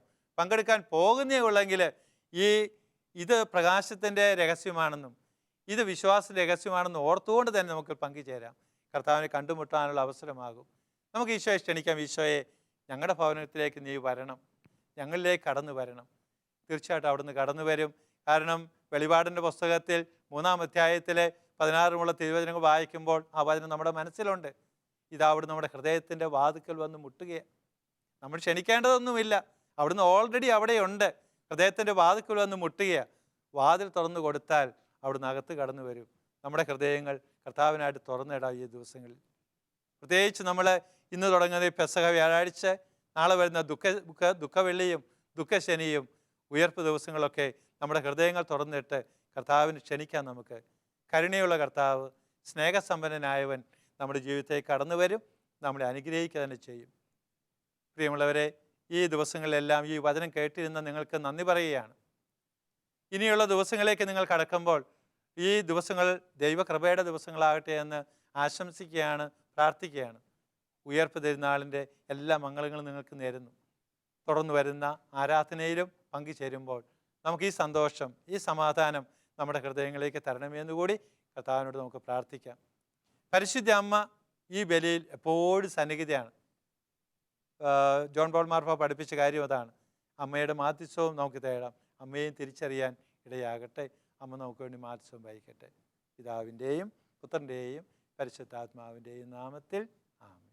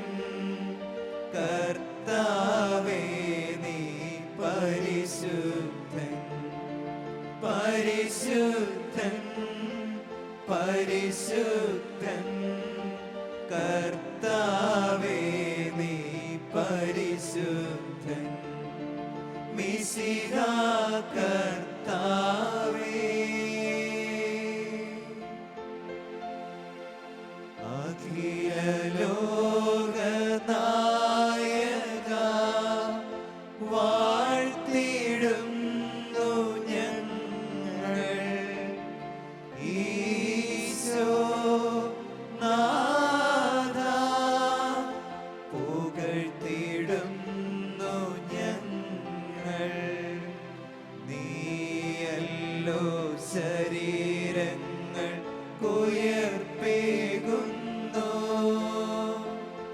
നീ തന്നെ ആത്മാവിനും രക്ഷയേകുന്നു. നീ തന്നെ ആത്മാവിനു രക്ഷയേകുന്നു.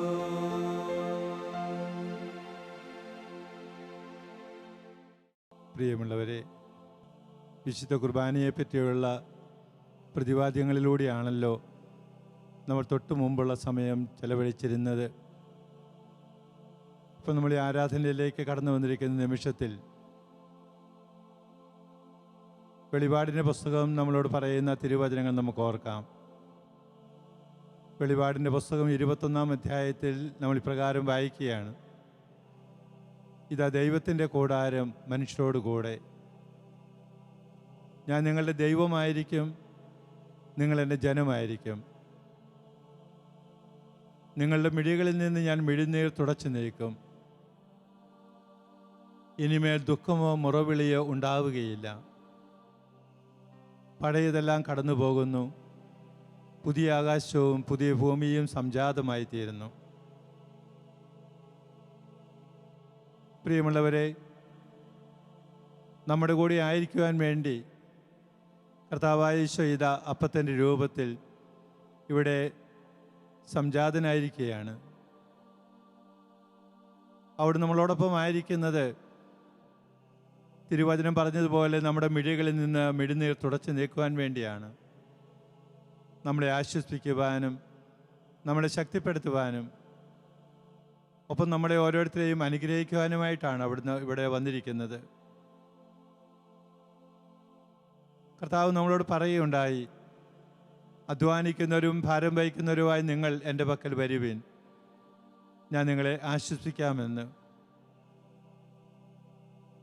ഈ സമയത്ത് നമുക്ക് നമ്മുടെ മുഴുവൻ കർത്താവിൻ്റെ കരങ്ങളിലേക്ക് ഏൽപ്പിച്ചു കൊടുക്കാം. നമ്മുടെ മുഴുവൻ അവിടുത്തെ കരങ്ങളിലേക്ക് വിട്ടുകൊടുക്കാം. നമ്മുടെ മനസ്സിൻ്റെ ദുഃഖങ്ങളും വേദനകളും, നമ്മുടെ രോഗങ്ങളും, നമ്മുടെ ഉത്കണ്ഠകളും, നമ്മുടെ ആകുലതകളും എല്ലാം സമർപ്പിക്കാം കർത്താവിനായിട്ട്. അവിടുന്ന് ജീവിച്ചിരുന്നപ്പോൾ ചെയ്തതുപോലെ തന്നെ ഇപ്പോഴും നമ്മുടെ രോഗങ്ങളും നമ്മുടെ ഭാരങ്ങളും അവിടുന്ന് ഏറ്റെടുക്കുന്നു, അവിടുന്ന് അത് വഹിക്കുന്നു. സമ്പൂർണമായും നമ്മളെ പുതിയ മനുഷ്യരാക്കി തീർക്കുവാൻ ആഗ്രഹിച്ചുകൊണ്ട് ഇവിടെ സന്നിഹിതനായിരിക്കുന്ന കർത്താവിൻ്റെ കരങ്ങളിലേക്ക് നമുക്ക് വിട്ടുകൊടുക്കാം. നമ്മുടെ മനസ്സിൽ, നമ്മുടെ ഹൃദയത്തിൽ നമുക്ക് തമ്പുരാനെ ഏറ്റുപറയാം. അതാണല്ലോ കർത്താവ് ഏറ്റവും ആഗ്രഹിക്കുന്നത്. കർത്താവെ, ഞങ്ങളങ്ങയെ ആരാധിക്കുന്നു. ഞങ്ങളോടൊപ്പം ആയിരിക്കുന്ന ദിവ്യ ഈശോയെ ഞങ്ങളങ്ങയെ സ്നേഹിക്കുന്നു. അങ്ങ് ഞങ്ങൾക്ക് തന്ന എല്ലാ കൃപകളെയും ഓർത്ത് ഞങ്ങളങ്ങേക്ക് നന്ദി പറയുന്നു. ഞങ്ങൾ അങ്ങയുടെ സന്നിധിയിലായിരിക്കുമ്പോൾ ഞങ്ങളെ പൂർണ്ണമായി സമർപ്പിക്കുന്നു. അങ്ങ് ഞങ്ങളെ ഉൾക്കൊള്ളണമേ. ഞങ്ങളുടെ ഭാരങ്ങൾ അങ്ങ് ഏറ്റെടുക്കണമേ. ഞങ്ങൾക്ക് രോഗങ്ങൾക്ക് സൗഖ്യം വരളണമേ. ദിവ്യകാരുണ്യമായി ഞങ്ങളോടൊപ്പം കടന്നു വരുവാൻ അങ്ങ് മനസ്സ് കാണിച്ചതിനോർത്ത് നന്ദി പറയുന്നു. അങ്ങയുടെ വലിയ കാരുണ്യമോർത്ത് ഞങ്ങൾ അങ്ങയെ മഹത്വപ്പെടുത്തുന്നു. നമുക്ക് ഈ നിമിഷത്തിൽ ത്രിത്വൈക ദൈവത്തെ ഓർത്ത് നമുക്ക് എല്ലാവർക്കും ഒരുമിച്ച് ചേർന്ന് പാടാം. പൂർണ്ണ മനസ്സോടും പൂർണ്ണ ഹൃദയമോടും പൂർണ്ണാത്മാവോടും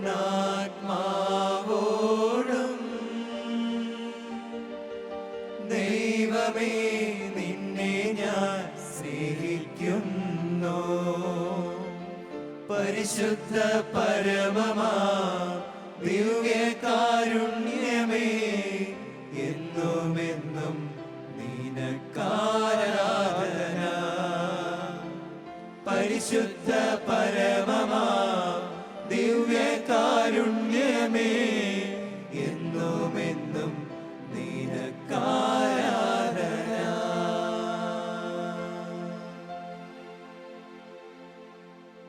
ദിവ്യകാരുണ്യം ഈശോയുടെ സ്നേഹത്തിൻ്റെ വലിയ പ്രതീകമാണ് നമ്മൾ പറയുകയുണ്ടായി. സ്നേഹത്തിൻ്റെ കൂദാശയാണ് ദിവ്യകാരുണ്യം. മനുഷ്യ മക്കളോടുള്ള അദമ്യമായ സ്നേഹമാണ് കർത്താവിനെ പ്രേരിപ്പിച്ചത് ഭക്ഷണമായി പാനീയമായി മാറുവാനായിട്ട്. ഇതിൽ പരം ഒരു അത്ഭുതം നമുക്ക് ചിന്തിക്കുവാനേയില്ല. തൻ്റെ മനുഷ്യ സ്വഭാവവും ദൈവ സ്വഭാവവും എല്ലാം ഉപേക്ഷിച്ച് അപ്പമായി വീഞ്ഞായി അവിടുന്ന് മാറിയപ്പോൾ നമ്മളിൽ അലിഞ്ഞു തരുവാൻ, നമ്മളെ അവിടുത്തോട് അടുപ്പിക്കുവാനുള്ള വലിയ സ്നേഹമാണ് നമ്മൾ കാണുന്നത്. ഇത്രമാത്രം നമ്മെ സ്നേഹിച്ച കർത്താവിൻ്റെ കരങ്ങളിലേക്ക് നമ്മൾ ഏൽപ്പിച്ചു കൊടുക്കാം. നമ്മളെ മുഴുവൻ നമുക്ക് സമർപ്പിക്കാം. ഒപ്പം നമുക്കെല്ലാവർക്കും ഒന്നു ചേർന്ന് പുത്രനായ ദൈവത്തെ നമുക്ക് പാടി പുകഴ്ത്താം. പൂർണ്ണ മനസ്സോടും പൂർണ്ണ ഹൃദയമോടും പൂർണ്ണാത്മാവോടും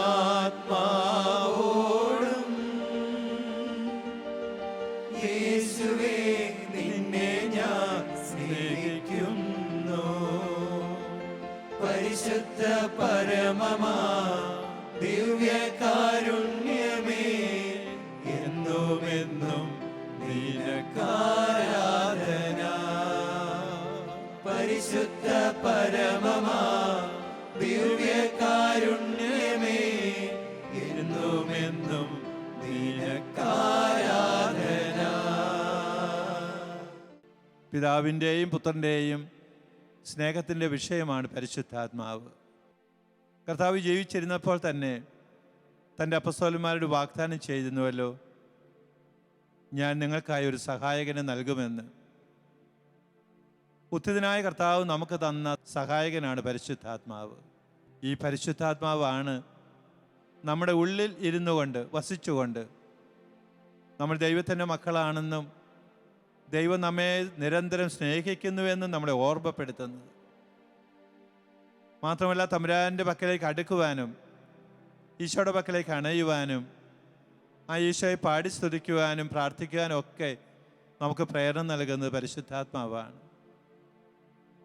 ദൈവത്തിൻ്റെ വചനങ്ങൾക്ക് കാതോർക്കുവാനും ദൈവത്തിൻ്റെ വഴിയിലൂടെ ചരിക്കുവാനും നിരന്തരം നമ്മളെ പ്രേരിപ്പിക്കുന്നതും മറ്റാരുമല്ല, ഈ പരിശുദ്ധാത്മാവ് തന്നെയാണ്. പരിശുദ്ധാത്മാവേ, ഞങ്ങളിൽ വന്ന് നിറയണമേ എന്ന് നമുക്ക് പ്രാർത്ഥിക്കാം. പിതാവിൽ നിന്നും പുത്രനിൽ നിന്നും പുറപ്പെട്ടു വന്ന ഈ പരിശുദ്ധാത്മാവിനെ സ്തുതിച്ചുകൊണ്ട് പൂർണ്ണ മനസ്സോടും പൂർണ്ണ ആത്മാവോടും പൂർണ്ണ ശക്തിയോടും പൂർണ്ണ ഹൃദയത്തോടും കൂടി ഏറ്റുപറഞ്ഞ് പരിശുദ്ധാത്മാവിനെ നമുക്ക് സ്തുതിച്ച് ആരാധിക്കാം.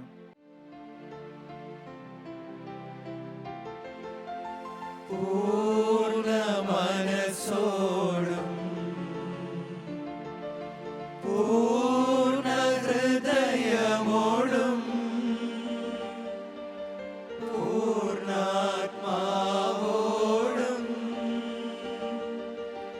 ആത്മനേ നിന്നെ ഞാൻ സ്നേഹിക്കുന്നു.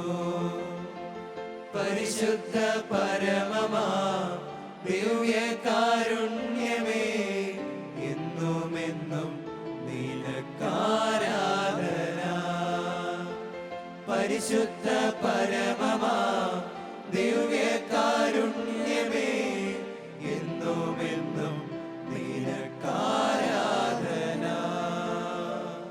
വിശുദ്ധ കുർബാനയെ പറ്റി നമ്മൾ ഗാഢമായി ചിന്തിക്കുകയുണ്ടായി. വിശുദ്ധ കുർബാനയാണ് നമ്മളെ ഒന്നിപ്പിക്കുന്ന കൂദാശ. നമ്മളിലേക്ക് എഴുന്നള്ളി വരുന്ന ഈശോ നമ്മളെല്ലാവരെയും ഒരു ശരീരത്തിൻ്റെ അവയവങ്ങളാക്കി മാറ്റുന്നു. കർത്താവ് കാൽവരിയിൽ തന്നെ തന്നെ സമ്പൂർണ്ണമായി ബലി അർപ്പിച്ചപ്പോൾ നമ്മുടെ പാപങ്ങൾക്ക് പരിഹാരമായിട്ടാണ് അവിടുന്ന് ചെയ്തത്. തൻ്റെ ശരീരം പിളർക്കപ്പെടുവാൻ അനുവദിച്ചപ്പോഴും അവസാനത്തുള്ളിൽ രക്തം വരെയും തൻ്റെ ശരീരത്തിന് വാർന്നു പോകുവാൻ അവിടുന്ന് തന്നെ തന്നെ വിട്ടുകൊടുത്തപ്പോഴും നമ്മളോടുള്ള സ്നേഹമാണല്ലോ അവിടുത്തെ അതിന് പ്രേരിപ്പിച്ചത്. ദിവ്യകാരുണ്യം ഈ ഈശോയുടെ സ്നേഹത്തെയാണ് നമ്മൾ നിരന്തരം ഓർമ്മപ്പെടുത്തുന്നത്. കർത്താവായ ഈശോയെ, ഇത്രയും ശ്രേഷ്ഠമായി ബലി വേണ്ടത്ര ഒരുക്കമില്ലാതെ തയ്യാറെടുപ്പില്ലാതെ ആത്മാവിലും മനസ്സിലും ശരീരത്തിലും വിശുദ്ധി കൂടാതെ അർപ്പിച്ചു പോയ ഞങ്ങളുടെ ജീവിതത്തിലെ കുറവുകളെ ഞങ്ങൾ ഓർക്കുകയാണ്. ഞങ്ങൾക്ക് വന്നുപോയ വീഴ്ചകളെപ്പറ്റി ഞങ്ങൾ ഓർക്കുകയാണ്. ഞങ്ങൾ ദുഃഖിക്കുകയാണ്, ഞങ്ങൾ പശ്ചാത്തപിക്കുകയാണ്. കർത്താവേ, ഓരോ കുർബാനയും നിന്റെ മരണത്തെയാണല്ലോ ഞങ്ങളെ ഓർമ്മപ്പെടുത്തുന്നത്. അപ്പവും വീഞ്ഞും ഞങ്ങൾ പ്രത്യേകം കൂദാശ ചെയ്യുമ്പോൾ നിന്റെ മരണം ഞങ്ങൾ അനുസ്മരിക്കുകയാണ്. ഞങ്ങളുടെ പ്രിയപ്പെട്ടവരുടെ അന്ത്യനിമിഷങ്ങൾക്ക് ഞങ്ങൾ സാക്ഷി വഹിച്ച് നിൽക്കുമ്പോൾ എന്തെന്ത് വികാരത്തോടുകൂടിയായിരിക്കും ഞങ്ങൾ അവിടെ നിൽക്കുക? ഏതെല്ലാം തരത്തിലുള്ള ചിന്തകളും വിചാരങ്ങളൊക്കെ ഞങ്ങളുടെ ഹൃദയങ്ങളിലൂടെ കടന്നു പോകാറുണ്ട്. നീ ഞങ്ങൾക്ക് വേണ്ടി മരിച്ചവനാണ്. നിന്റെ മരണ നിമിഷങ്ങളെയാണ് വിശുദ്ധ കുർബാനയിൽ ഞങ്ങൾ അനുസ്മരിക്കുന്നതെന്ന് ഓർക്കുമ്പോൾ എത്ര വിശുദ്ധിയോടുകൂടി ഞങ്ങൾ നിന്റെ മുമ്പിൽ നിൽക്കേണ്ടതാണ്. കർത്താവ്, ഞങ്ങളുടെ അപരിശുദ്ധിക്ക് ഞങ്ങൾ മാപ്പ് ചോദിക്കുന്നതിനോടൊപ്പം ഇനിയുള്ള കാലഘട്ടങ്ങളിൽ വിശുദ്ധിയോടെ നിന്റെ മുമ്പിൽ വ്യാപരിക്കുവാനുള്ള കൃപ ഞങ്ങൾക്ക് തന്നറിയണമേ. ഞങ്ങളുടെ ഉള്ളിൽ നിന്ന് വെറുപ്പും വിരോധവും നീരസവും പ്രതികാര ചിന്തകളും ദുഷ്ടചിന്തകളും എല്ലാം എടുത്തു മാറ്റണമേ. പരിശുദ്ധ പിതാവേ, കരുണയുടെ വർഷത്തിൽ എല്ലാവരോടും അനുരഞ്ജനപ്പെടണമെന്ന് ഞങ്ങളോട് പറയുമ്പോൾ കർത്താവ്, ഈ ബലിയിൽ ഞങ്ങൾ പങ്കെടുക്കുന്നത് അനുരഞ്ജനപ്പെട്ട രമ്യതപ്പെട്ട ഒരു ഹൃദയത്തോടെ ആയിരിക്കുവാൻ ഞങ്ങളെ പ്രത്യേകമായിട്ട് അങ്ങ് സഹായിക്കണമേ. ഈ ദിവ്യരഹസ്യങ്ങളുടെ മുമ്പിൽ ഞങ്ങൾ നിൽക്കുമ്പോൾ ഇതങ്ങാണെന്ന് ഏറ്റുപറയാനുള്ള വിശ്വാസം ഞങ്ങൾക്ക് തന്നറിയണമേ. കർത്താവേ, ഞങ്ങളുടെ വിശ്വാസത്തെ ബലപ്പെടുത്തണമേ. പലപ്പോഴും ചെറിയ കാരണങ്ങളുടെ പേരിൽ ഞായറാഴ്ച കുർബാനകൾ പോലും മുടക്കിയ ഞങ്ങളുടെ ജീവിതത്തിലെ താളപ്പിഴകളെ ഞങ്ങൾ ഓർക്കുകയാണ്. കർത്താവ്, ഈ ബലി ഞങ്ങൾ പങ്കുചേരുമ്പോഴും വിശുദ്ധ കുർബാനയുടെ മുമ്പിൽ ഞങ്ങൾ ആരാധിക്കാൻ വന്ന് നിൽക്കുമ്പോഴും വിശുദ്ധ കുർബാനയുടെ ശക്തി അറിഞ്ഞുകൊണ്ട് പെരുമാറുവാൻ, മുമ്പിൽ നിൽക്കുവാൻ ഞങ്ങളെ പ്രാപ്തരാക്കണമേ. അനേകം രക്തസാക്ഷികൾക്ക് ജീവൻ നൽകിയ ശക്തി വിശുദ്ധ കുർബാനയായിരുന്നുവെന്ന് ഞങ്ങൾ കർത്താവെ മനസ്സിലാക്കുന്നു, തിരിച്ചറിയുന്നു. ഞങ്ങളുടെ അനുദിന ജീവിതവുമായിട്ട് ഞങ്ങൾ മുന്നോട്ട് പോകുമ്പോൾ ഞങ്ങളുടെ ശക്തി, ഞങ്ങളുടെ ചൈതന്യം, എല്ലാ പ്രതിബന്ധങ്ങളെയും അതിജീവിക്കാൻ ഞങ്ങൾക്ക് കരുത്ത് തരുന്നത് വിശുദ്ധ കുർബാനയാണെന്ന് ഞങ്ങൾക്ക് മനസ്സിലാക്കി തരണമേ. പ്രിയമുള്ളവരെ, നമുക്ക് നമ്മളെ തന്നെ വിശുദ്ധ കുർബാനയിലേക്ക് ഏൽപ്പിച്ചു കൊടുക്കാം. നമ്മളോടൊപ്പം ആയിരിക്കുന്ന ഈശോയുടെ കരങ്ങളിലേക്ക് ഏൽപ്പിച്ചുകൊണ്ട് നമുക്ക് പറയാം: ഈശോയെ, ഞങ്ങൾ ഈ പറഞ്ഞ കാര്യങ്ങളോടെല്ലാം കൂടി നിന്നെ സ്നേഹിക്കാനും നിന്നെ ആരാധിക്കാനും നിനക്ക് ശുശ്രൂഷിക്കാനുള്ള വരം, കൃപ ഞങ്ങൾക്ക് തന്നരളമേ എന്ന് പ്രാർത്ഥിക്കാം. നമുക്ക് എല്ലാവർക്കും ഒരുമിച്ച് ചേർന്ന് ദിവ്യകാരുണ്യത്തെ കീർത്തിച്ചുകൊണ്ടുള്ള ഗാനത്തിൽ പങ്കുചേർന്ന് പാട്ടുപാടാം.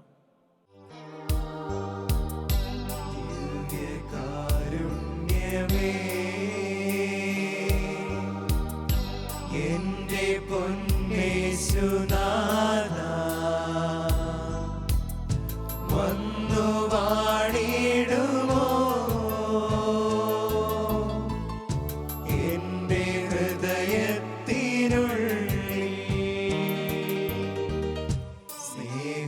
സ്നേഹകൂദാശയാ തീർന്നോരാ ദൈവ സ്നേഹം ഇന്നു കാണുന്നു ഞാൻ ഈ തിരുവോസ്തിയിൽ.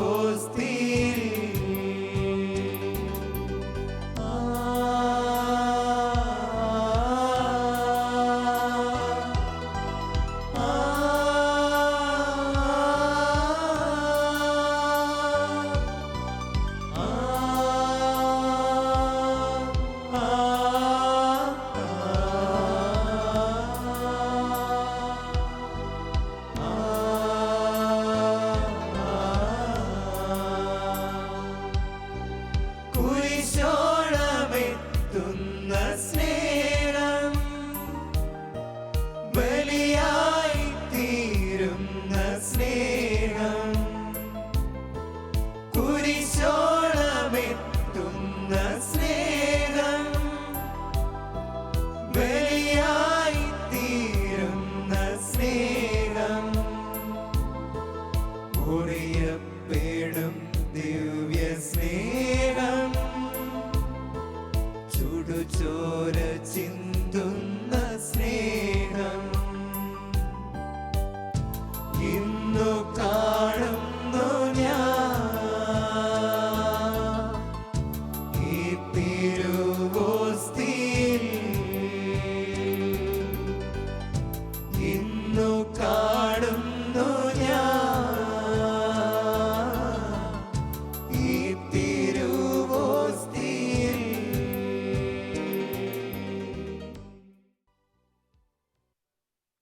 കർത്താവായ ഈശോയെ,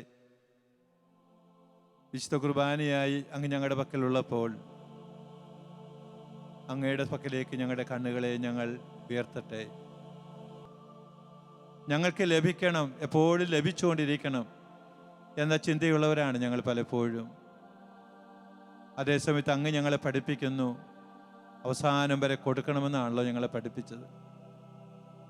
നഷ്ടപ്പെടുത്തുന്ന സ്നേഹമായിരുന്നു അങ്ങയുടെ സ്നേഹമെന്ന് ഞങ്ങൾ ക്ലാസ്സിൻ്റെ സമയത്ത് ഓർക്കുകയുണ്ടായി. കർത്താവ്, എല്ലാം നഷ്ടപ്പെടുത്തുമ്പോഴാണല്ലോ ഞങ്ങൾക്ക് അങ്ങയെ സ്വന്തമാക്കുവാൻ കഴിയുന്നത്. ഈ നഷ്ടപ്പെടുത്തിക്കൊണ്ട് സ്വയം ഇല്ലായ്മ ചെയ്യുന്ന, സ്വയം ദാനമായി നൽകുന്ന കൃപ ഞങ്ങൾക്ക് അങ്ങ് തന്നിരളയണമേ. ഞങ്ങളെ സ്നേഹിക്കുവാൻ വേണ്ടി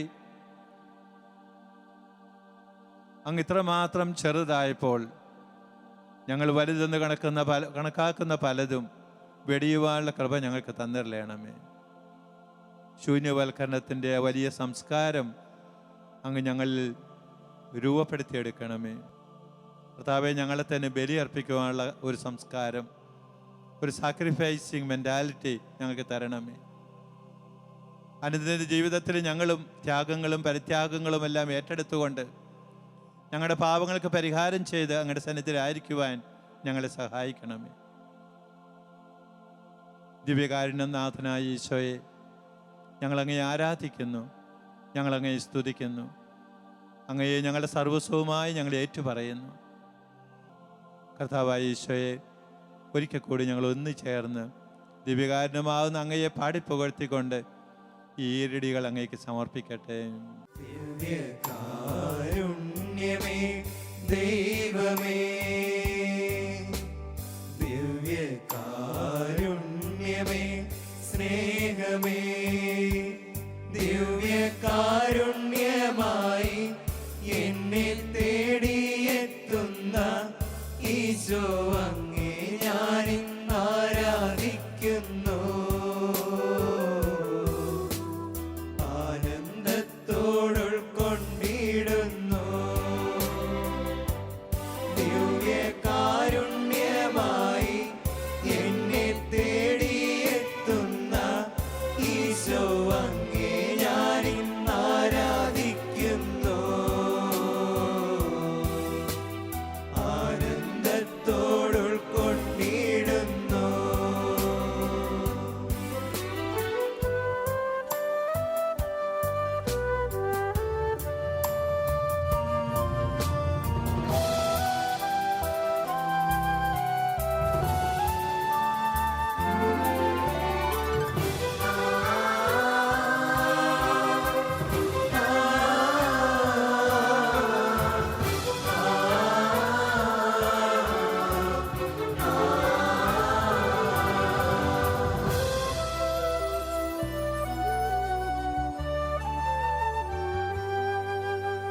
സ്നേഹമെന്ന വാക്കിനർത്ഥം ഭൂമിയിൽ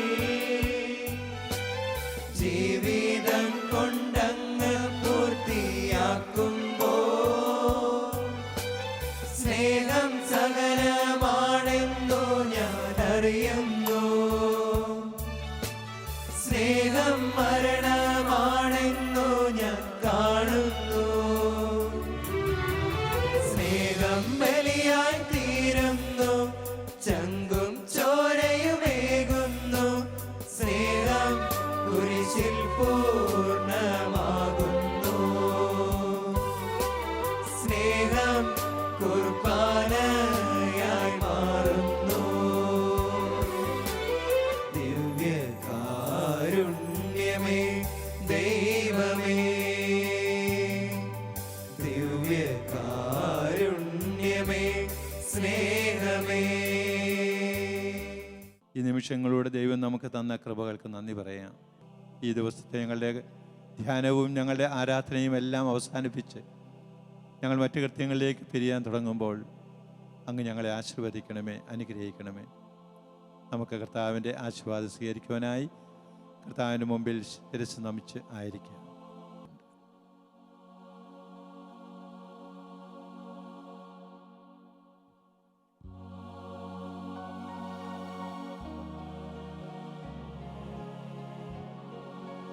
സ്വർഗ്ഗ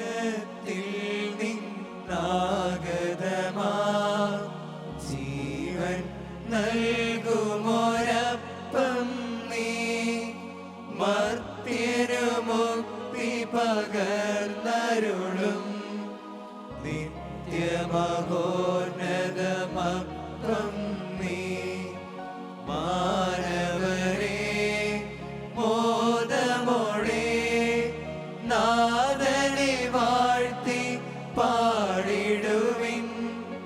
ദൈവത്തിൻ പരിപാവനമാ സന്നിധി ചേർന്നു വണങ്ങിടുവിൻ. സന്നിധി ചേർന്നു വണങ്ങിടുവിൻ. സ്വർഗത്തിൽ നിന്നാഗതമാ ജീവൻ നൽകുമൊരപ്പം നീ മർത്യനു മുക്തി പകർന്നരുളും നിത്യമഹോന്നതമപ്പം നീ. പരിശുദ്ധ ശരീരത്താലും വിലയേറിയ രക്തത്താലും പാപത്തിൻ കറകളിൽ നിന്നും മർത്യനു നീ മോചനമേകി. സകലേശാ ദിവ്യകടാക്ഷം തൂകണമേ വത്സലസുതരിൽ. നിർമ്മലരായി ജീവിച്ചിടുവാൻ ചിന്തണമേ ദിവ്യവരങ്ങൾ.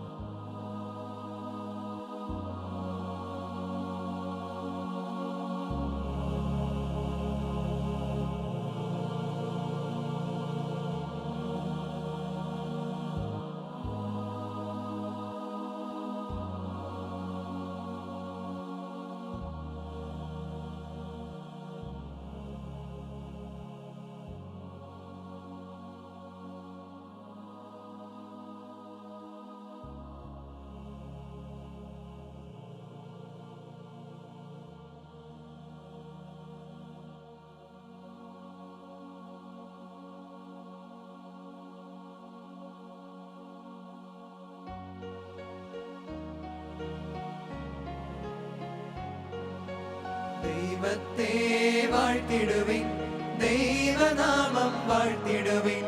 ദൈവവും മനുജനുമാ മിശിഹാനാഥനെ വാഴ്ത്തിടുവിൻ. മിശിഹാതൻ പൂജിതമാ തിരുനാമം വാഴ്ത്തിടുവിൻ. സ്നേഹത്തിൻ ഉറവിടമാ തിരുഹൃദയം വാഴ്ത്തിടുവിൻ. പീഠത്തിൽ വാണരുളും മിശിഹായെ വാഴ്ത്തിടുവിൻ. രക്ഷകനാം മിശിഹാതൻ ദിവ്യനിടം വാഴ്ത്തിടുവിൻ. വരനിരയാൽ ഒളിവിതറും ദൈവാത്മാവിനെ വാഴ്ത്തിടുവിൻ. ദൈവത്തിൻ മാതാവ കന്യാമേരിയെ വാഴ്ത്തിടുവിൻ. മറിയത്തിൻ നിർമ്മലമാ ഉത്ഭവം വാഴ്ത്തിടുവിൻ. സ്വർഗാരോപിത മാതാവിൻ തിരുനാമം വാഴ്ത്തിടുവിൻ. നിർമ്മലയാം കന്യകതൻ വല്ലഭനെ വാഴ്ത്തിടുവിൻ. സിദ്ധരിലും ദൂതരിലും ദൈവത്തെ വാഴ്ത്തിടുവിൻ. ദൈവത്തെ വാഴ്ത്തിടുവിൻ. ദൈവനാമം വാഴ്ത്തിടുവിൻ. ദൈവവും മനുജനുമാ മിശിഹാനാഥനെ വാഴ്ത്തിടുവിൻ. മിശിഹാനാഥനെ വാഴ്ത്തിടുവിൻ.